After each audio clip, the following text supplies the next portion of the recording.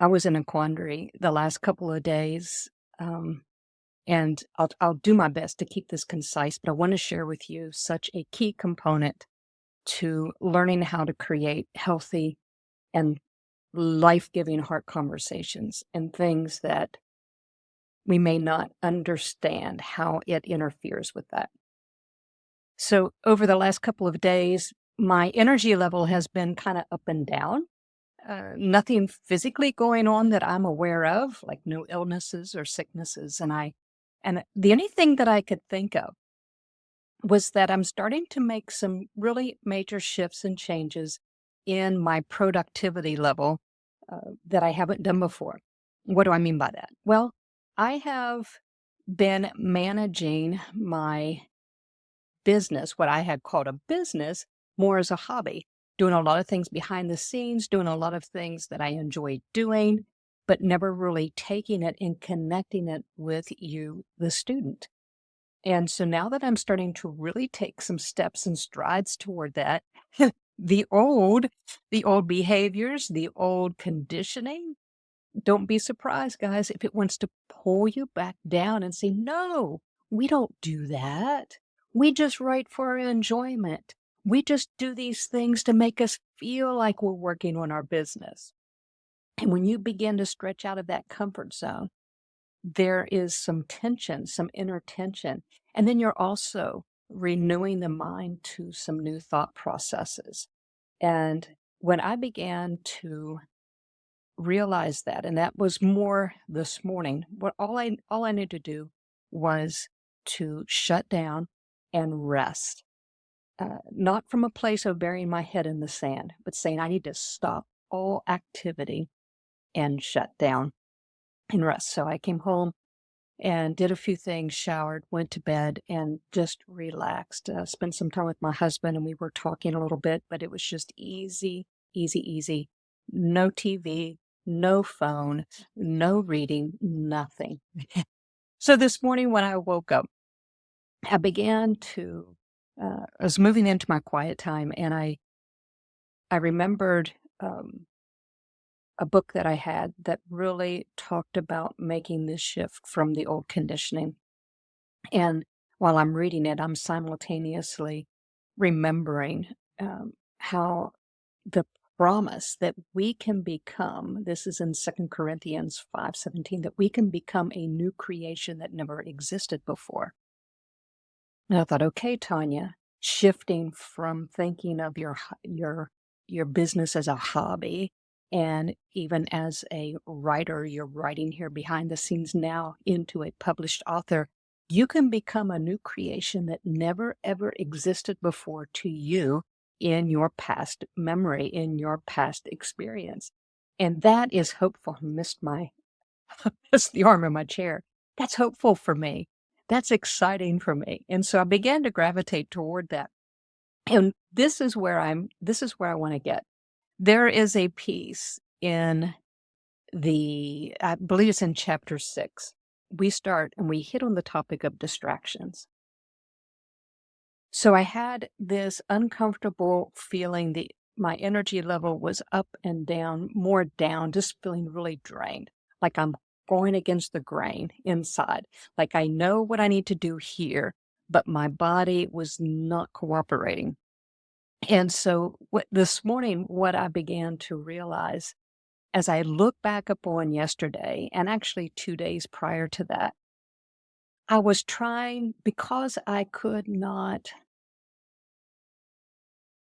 move the way I wanted to move emotionally and really engage with what I was doing with Higher Way. I began to think, okay, well, I need food to fuel myself. Maybe I need a little bit more fuel. Maybe I need just a little bit more caffeine. And so I had that unsweet iced tea or grabbed that extra coffee. Guys, that's not what it was. What I realized today, they were heart conversations that I was unaware of. And when you quiet down and you begin to be present with the Lord, He will begin to show you things that you're entertaining that are holding you back.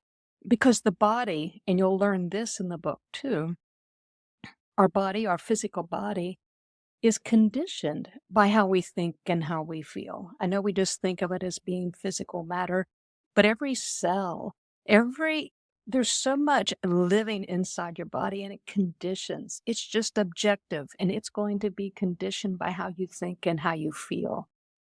And those feelings create chemistry.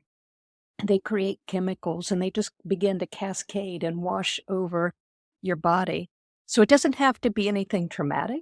It can be the simple belief, like I came to understand this morning, that I knew how to create a hobby, but making that shift from hobby to business, from doing something that's enjoyable for me to connecting it and serving it to you, the student, that my body is not familiar with.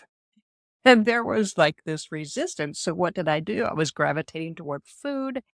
I was trying to think, what do I need to do to get this energy moving and flowing? How do I become this new creation that never existed before? And that's when the term distractions, and I began to realize I was distracting myself from this feeling that I didn't want to feel. So I'm going to end this video today with asking you, what uncomfortable feeling has just been normal to you in everyday life?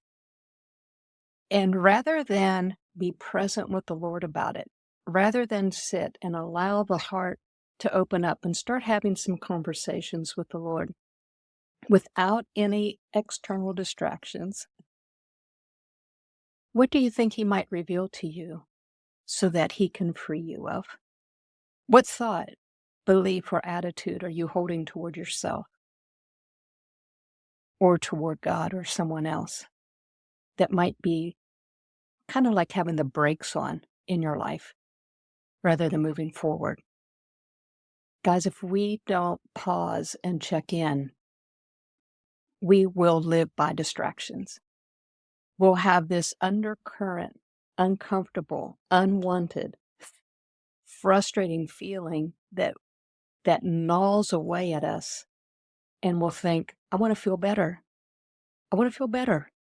So we'll go and we'll grab towards something external to feel better. It may feel better for the moment, but it'll be temporary. God wants to change us from the inside out. Thank you for listening this morning. And let's be mindful of those distractions and what we're actually distracting ourselves from. This body is to be His temple, and He wants to free us so that we can truly live out why we were created to be here. Serve and love the people that we are created to serve and love. And add life, bring life to our lives and to the lives of others. All right, I'm looking at the clock. I need to get to the car. Have a wonderful day, my friend, and I will see you next time. Bye-bye.